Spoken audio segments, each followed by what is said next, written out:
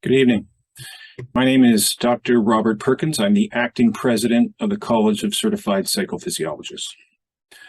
This video, this first in a series of videos, is in response to a story that ran in the media, College of Certified Psychophysiologists and myself.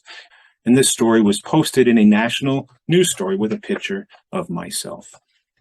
The inaccurate facts in this article were complemented by statements from experts that painted a negative view of the college.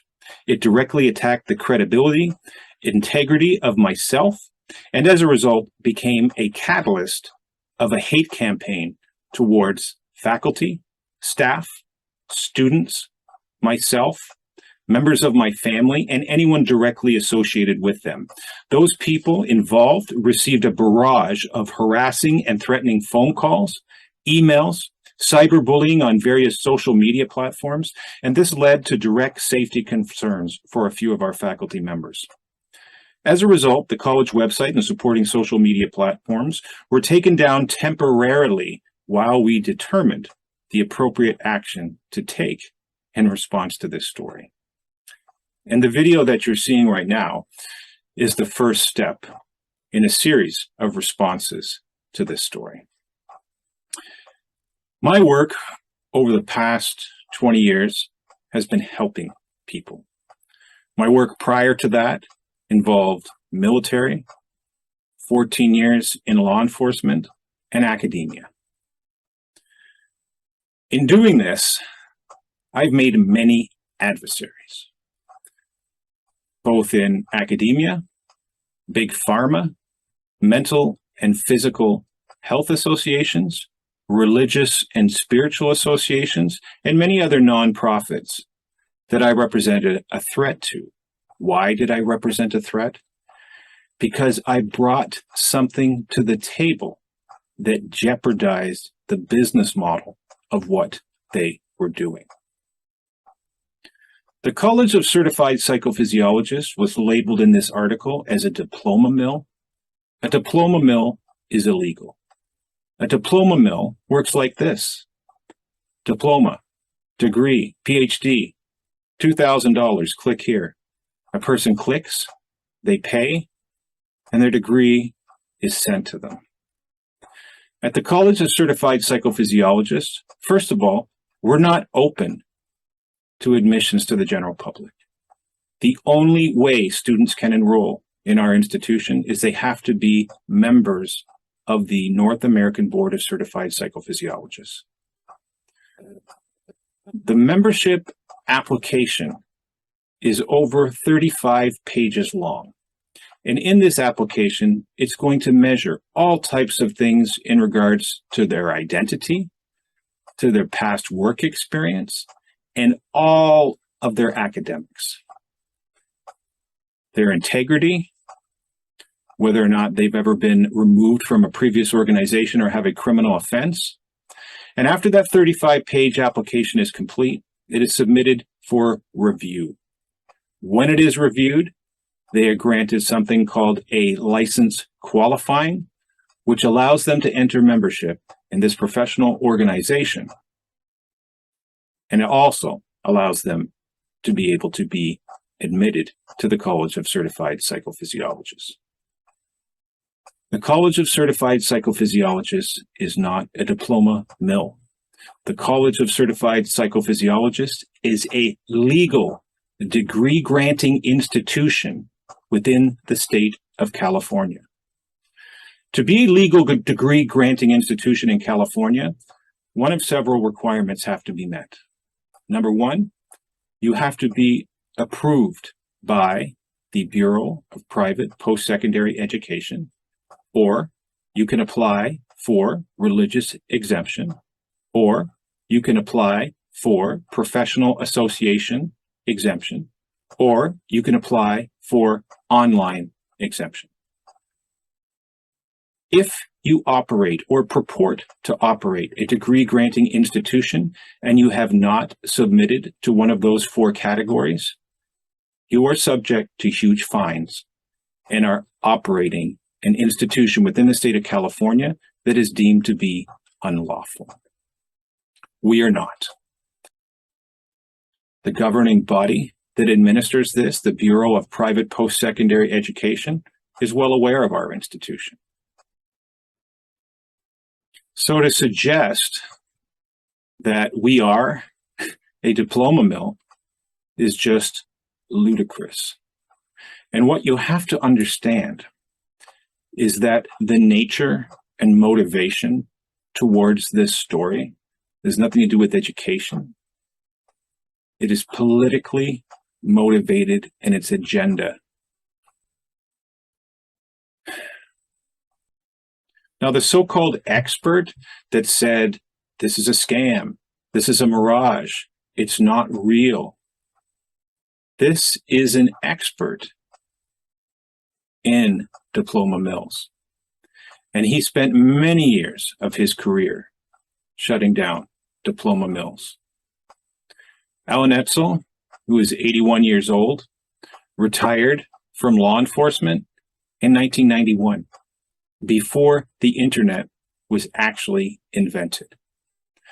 I don't question his extensive experience and knowledge when it comes to diploma mills, but his statements were inaccurate. And I can only suggest that they were based on very limited information about our school.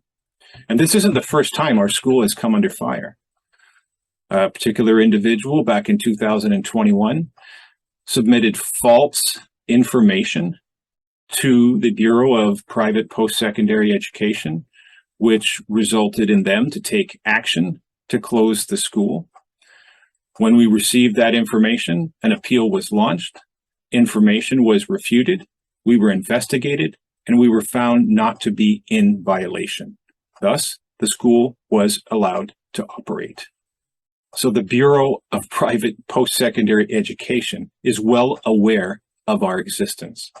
And if they were well aware of our existence and we were a diploma mill, they would have to shut us down because it would be illegal. Diploma mills, as I said, it's click and buy, easy, get it in the mail. Let me tell you what happens to someone that enters into our degree program. After they've been vetted as being a potential applicant, they will take extensive coursework in the field of psychophysiology, in the field of human behavioral biology, not taught by us. It's a collected work of established, well-known experts from around the world to public access lectures and videos to which they are tested and quizzed to make sure that they retain the knowledge. They also study extensive programs in the body's anatomy and physiology. And when they complete all of this coursework, if they're in a master's or in a PhD program, which is also in the subject of this article, they are required to complete an extensive thesis or dissertation. This thesis or dissertation is done with the work of an advisor, and the advisors are not employees of the college. This is a separate contractual relationship to people that we have identified that will provide that service for our students. Our advisors are graduates of degree level programs of a doctorate level from accredited schools and universities from across Canada and the United States. When the thesis and dissertation is complete, it's submitted to the thesis or dissertation committee where it is reviewed, and then the students must defend it in front of a committee. After they've defended it, the students are excused and the committee has a conversation where they vote yes or no that the proper work has been done in order to grant the degree. After that process, a virtual graduation ceremony is held, and at that time and at that time only, our students awarded their degree from our institution. Programs that are not degree related, but are certificates, work in a similar fashion. There's a number of coursework that needs to be done. Some of the classes are similar in nature to the ones that are taken by our degrees, others are not. Some of them are live Zoom classes. Some of them are trauma intervention classes. But the theme of everything that we teach at our school has nothing to do with therapy. It has to do with science. It has to do with knowledge. And its direct relationship to post-traumatic stress disorder is in the prevention of post-traumatic stress disorder, primarily for those in certificate programs who are serving in a peer support role. That means these people are not mental health professionals. We're giving them an added skill set, added tools to put on their tool belt to be able to help their fellow men and women and prevent post-traumatic stress disorder or other operational stress injuries from happening. Our school does not teach therapy modalities. It is complementary skill sets to most people in a degree level that already have certification in mental health. And in respect to credibility, many allegations were made in this video about my education, my experiences, my credentials, and even specific past jobs that I may or may not have actually had. And one of those was working for the Ministry of the Attorney General. And so in this article, it says they contacted the Ministry of the Attorney General, and a spokesperson for the Ontario Ministry of the Attorney General said that they had never heard of me. Let me tell you something. I provided the Ministry of the Attorney General detailed information regarding my employment with them. From the name of the person who hired me, to the name of the person who was my supervisor, to other people on the court reform task force itself. I had told them that my work was so recognized, a local newspaper did an article on me with my picture in it, interviewing me specifically about the work I was doing with the court reform task force. And underneath my picture, it says, Robert Perkins, Court Reform Task Force. And what's even funnier is that in my work with the ministry, it sent me to Ottawa. And while in Ottawa, I had occasion to meet the Prime Minister of Canada, who at the time was Brian Mulroney. And at that time, the official photographer for the Prime Minister of Canada took a photo of myself and other Ministry of Attorney General staff doing a meet and greet and shaking hands. That newspaper clipping is in a box in storage that was put there. It was from 30 years ago. Likewise, with the picture of the Prime Minister, but they are archived, and I will have those to show you in a future video in the future. I'm waiting for the Ministry of the Attorney General to provide me an explanation, verify my employment with the additional information that I gave them, and give an explanation of why they did not confirm my employment with them. In respect to my military service, it was suggested that that was false and that I had the word classified written on it, and it was scoffed at, and they thought it was a big joke. Well, in my military service, I was involved in an incident that was classified, although the Canadian military, I believe, uses the word restricted or protected.